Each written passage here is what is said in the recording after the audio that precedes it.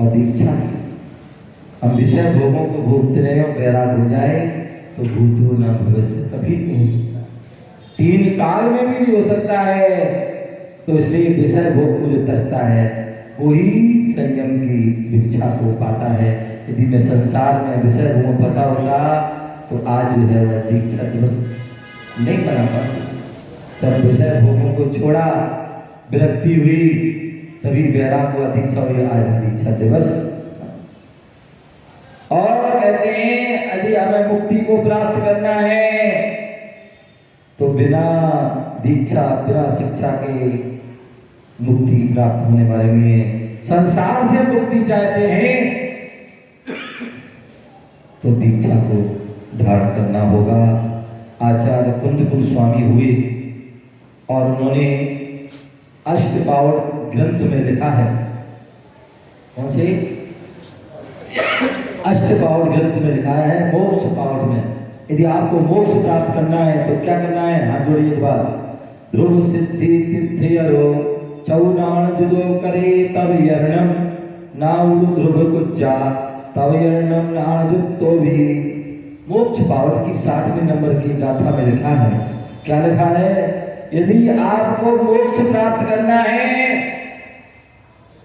तो तीर्थंकर जैसे महापुरुष जिनको तीर्थंकर प्रकृति का बंध है, जो जन्म से 3 ज्ञान के धारी हैं, ऐसे वह तीर्थंकर भी जब तक दीक्षा धारण नहीं करते हैं, जब तक तप को नहीं करते हैं, तपस्या नहीं करते हैं, तब तक उनको मुक्ति होने वाली नहीं है, तब तक उनका जो है कल्याण होने वाला नहीं है।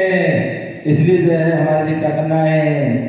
हमारे लिए दीक्षा हम भावना यही भाएं कि हे भगवान, ये हमें मनुष्य जन्म मिला है तो जीवन के अंतिम समय हो चाहे और चाहे हमें बीच का समय हो, जब भी ऐसा समय आए तो मुझे भी वैराग हो, संसार से विरक्ति हो और हमारे जीवन में क्या हो? संयम की उपलब्धि हो, निर्गंत मुद्रा हो, दिगंबर मुद्रा हो और हम रत्नात्र को धारण करके मोक्ष मार्ग की बढ़ाएं, तभी हमारा कल्याण होगा। आचार्य भगवंत ने कहा है दीक्षा से क्या लाभ होता है, वैराग्य को धारण करने से क्या लाभ होता है।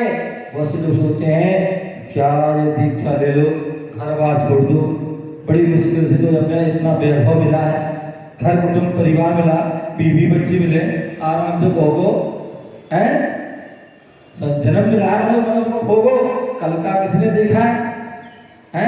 आगे पता नहीं कहाँ जाएंगे, फिर मिले या ना मिले। ध्यान रखना, इन चीजों में भोगों में सुख नहीं है। अगर भोगों में सुख होता तो तीर्थंकर जैसे महापुरुष क्यों त्याग दे?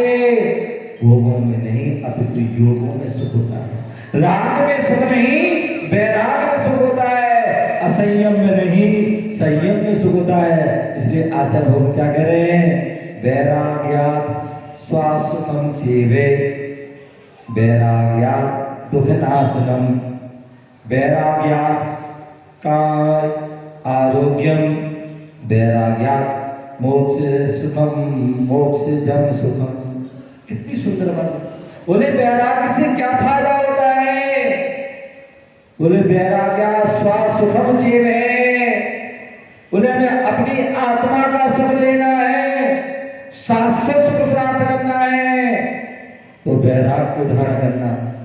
और यही कारण है तीर्थंकर भगवंतों ने जाना, चक्रवर्तियों ने जाना कि संसार की जो है बाह्य वस्तुओं में, कोई निधियों में, जो है रत्नों में किसी प्रकार का सुख नहीं है, इंद्रियों में सुख नहीं है, ये तो सुखाभास है, सुख कम दुख ज्यादा है।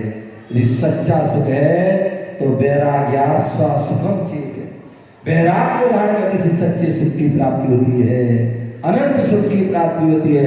एक बार सुख प्राप्त हो जाए फिर अनंत अनंत भव तक सुख प्राप्त। वैराग्यात् दुखनाशनम। जितने भी संसारी जी बैठे हुए हैं, यदि हम इनका अनुभव पूछें तो जी कि बताओ आपको संसार में कितना सुख? महाराज सुबह से लेकर जो है नींद जब से खुलती है और जब तक नींद आँख बंद ना हो जाए पूरी टेंशन में ही लगी थी, क्या करना है आ जाए उलझनों में हैं, अनेक प्रकार की उलझनों में ही लगे रहते, संसार के मकड़ी के जाल में फंसे रहते हैं, के द्वारा कहा नहीं जा सकता। लेकिन बाबा हैं, कहीं भी चले जाते हैं, कहीं भी आ जाते हैं, ना खाने की टेंशन है, ना सोने की टेंशन, ना रहने की टेंशन, जहां पहुंच गए वहीं लोग हाथ जोड़े खड़े हैं, आओ महाराज, पूरी धर्मशाला, पूरा क्षेत्र खिलाया आपको हैं, दुख ना, अब कुछ भी दुख नहीं है। अन्यथा मैंने कहा ना, रोटी किसी को रोटी की सुबह में लगी तो शाम की जो चिंता, शाम में लगी सुबह की चिंता, किसी को कपड़े की चिंता, किसी को